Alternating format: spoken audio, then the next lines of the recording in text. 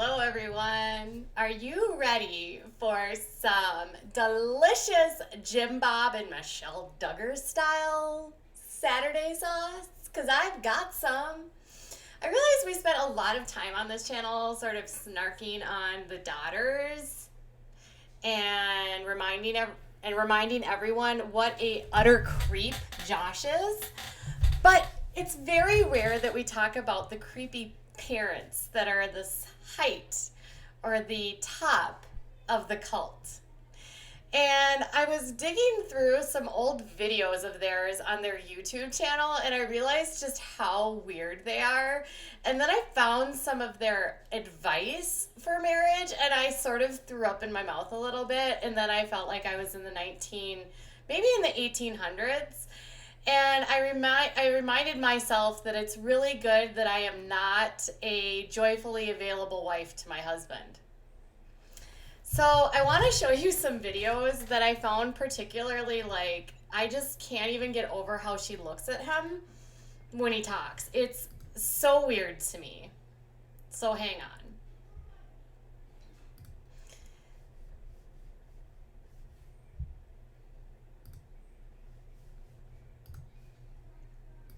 I know the feeling of just, especially when I was standing at the front of the church and I saw you at the back of the church, getting ready to walk down that aisle and commit your life to me, and I was going to commit my life to you, and it was one of the happiest moments of my life. And I know Josiah is going to be a great husband, and I know he's just thrilled to be married to Laura now, and it's They're just a precious couple, and we are so excited about their future together. We know.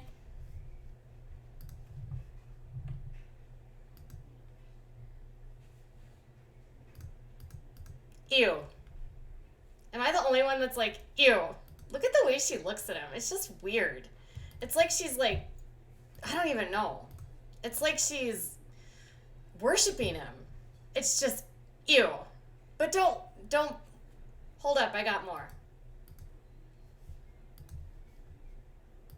I remember when I was standing in the front of the church and I looked at the back of the church and I saw you getting ready to walk down the aisle, and I was so excited about getting married to you, and I'm still so thrilled to be married to you. You're the most wonderful woman in the world, and I'm so excited for Joe and Kendra because I know they really have the foundation of the Lord of their life. And I remember on our first date, I showed you the triangle principle, where you have God at the top, and you have the guy on this side and the girl on that side. And really, the closer the two people get to God, the closer they get to each other. And the farther away they... Ew. Ew. Michelle literally has no face. Like, she's just like, yeah. Mm-hmm. There. Mm-hmm. Yeah. Jim Bob. I have one more.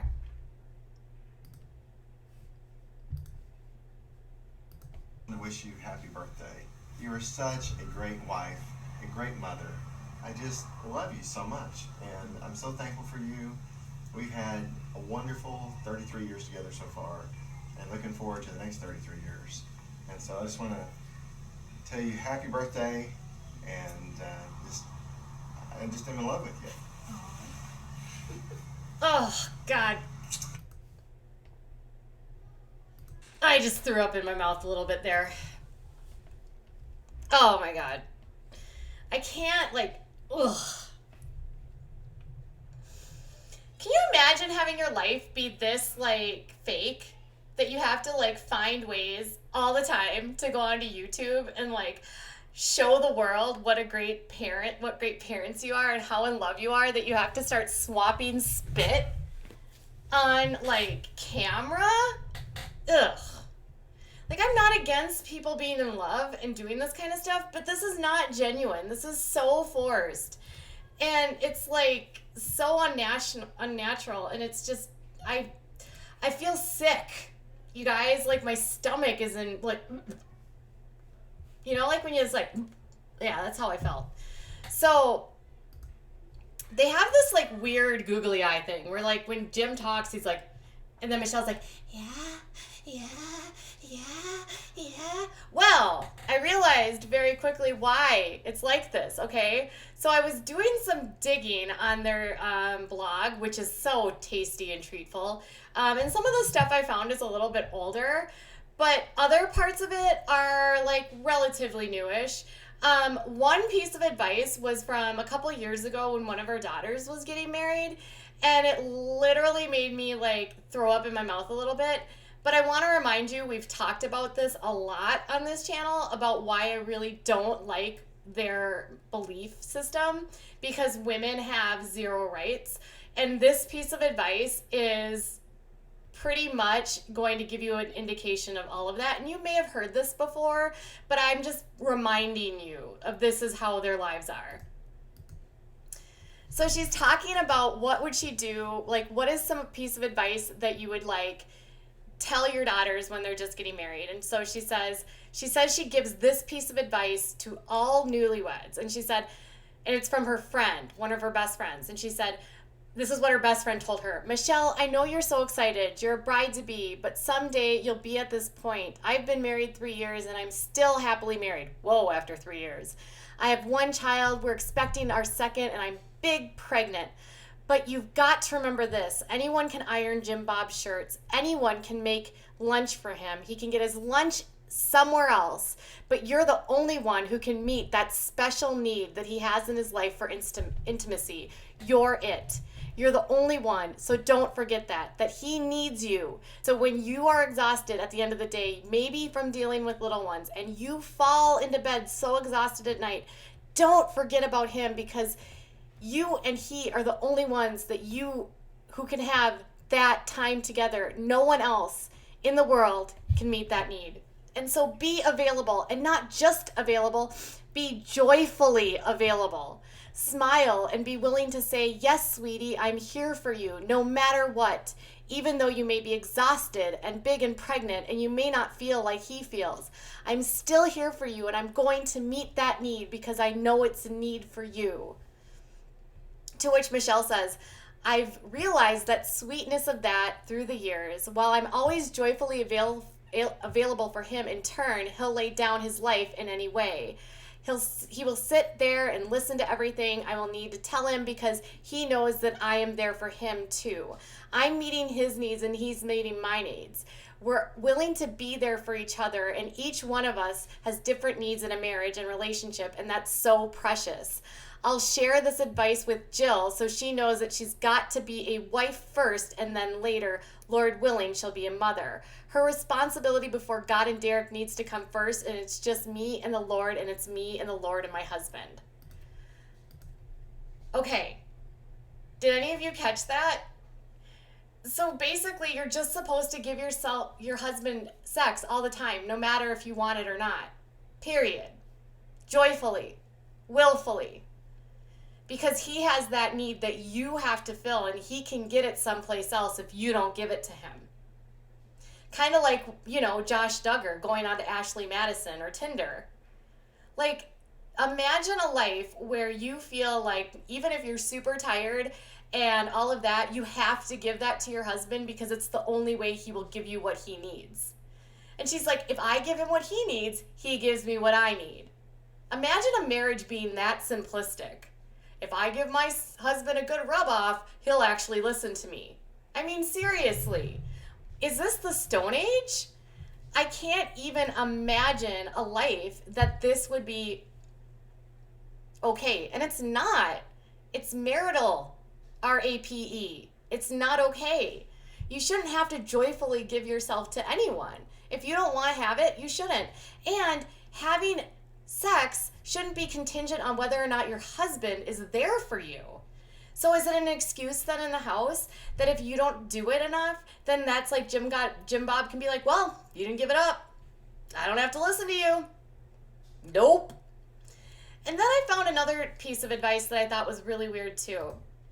So they celebrated their 34th wedding anniversary a couple years ago. Maybe it was last year. And they wrote this, like, the 7 basic needs of a husband and the 7 basic needs of a wife. And I thought this was really telling. And it says, a man needs a wife who is loyal and supportive. A man needs a wife who honors his leadership. A man needs a wife who develops inward and outward beauty. A man needs a wife who will make appeals, not demands. A man needs a wife who understands his need for time alone with God. A man needs a grateful wife. A man needs a wife who will be praised by others. So, ladies, you're supposed to be pretty all the time. You are not supposed to demand anything or want anything, or in their world, have an entitlement for anything. You can appeal to them for your needs and wants, but you better not demand it. You better allow your husband to have a time alone with God. Is that Jim Bob's like words for I need to go down to the man cave and watch some football? A man needs a woman that will respect his leadership? I'm sorry, but in my house, we don't have a hierarchy. It's like this. This is why Michelle's always looking at him like this. Oh, Jim Bob, you're so great. Because she has to. I wonder what happens when she doesn't follow these rules. Do you think there's other things that happen in that household? And then her take is a wife needs a husband who demonstrates spiritual leadership. A wife needs to know she's meeting her husband's vital needs. A wife needs a husband who cherishes her. A wife needs a husband who protects her. A wife needs her to have intimate communication with her husband. A wife needs a husband who honors her. A wife needs a husband who invests in her life. A wife needs a husband who to know how to meet her husband's vital needs. On any of Jim Bob's list, did you see anything about him meeting her needs? Not one. All of this was about a wife. You need to protect me as a husband. You need to lead me as a husband. You need to tell me what you need. You need to direct me to be the best wife. And his is all, I need you to look pretty. I need you to leave me alone. I need you not to be bossy. I need you to respect me. There's no balance in this relationship. They have this umbrella that they look at in their world, and it's like God, man, and then the woman, right? And it's very clear that this is the hierarchy in this relationship. Everything, all of her wants and needs have literally nothing to do with her. Like she says, oh, they need to listen to me intimately. Well, yeah, that's one thing. But his entire thing, I'm just going to pop this up again so you can see this. And I'll just pop it over here. His entire thing is honoring leadership, developing inward and outward beauty, understands that you need time alone. You need to be grateful. And then he wants her to be praised by other people. So it's important that you look good and other people like you. And then hers are all like, she wants to be cherished and protected and have a leader and know that she's meeting his needs and honor and that he's invested in her life. There's no balance here. Even her needs are his needs. There's no wonder there's video of Michelle, literally 1 minute, smiling, and the next minute popping off and screaming at her kids. I can't imagine this, fictitious thing they do where they're, sucking face like that is even at remotely real. I don't care what these people say.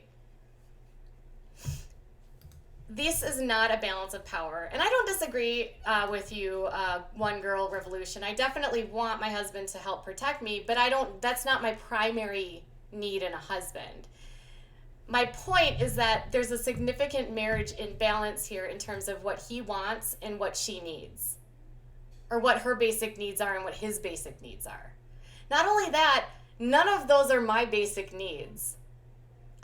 My basic need is not to know that I'm meeting my husband's vital needs. And I want to tell you something. What do you think his vital needs are? A wife needs to know she's meeting her husband's vital needs. I'm pretty sure her vital needs are that he's getting spanked off enough, if you know what I'm saying. This is probably why Jill, in her advice, is very give it up as much as possible. And Derek Dillard is make sure you have sex 6 times a week or more. Because in their world, the only way a man is satisfied is when his wife is giving it up, and as long as she's fulfilling that need, everything's great. And then you'll get sucky time face like this. this family and their marriage advice is weird. And I don't care if you like them or not. There should not be this type of like imbalance in a relationship. And it's just further proof that if this is what they're living by for their marital advice, I can assure you that things in that household are not as happy as they seem. I can assure you there is a lot of strife in that marriage, and I can assure you that there's a lot of really unpleasant things happening behind closed doors. All right, you guys, I want to know what your thoughts are. Do you think this marriage advice is even rational? Do you think it's as weird as me? And is the sucky face that you saw as about as barf-tastic as I thought it was? Let me know. Bye, guys.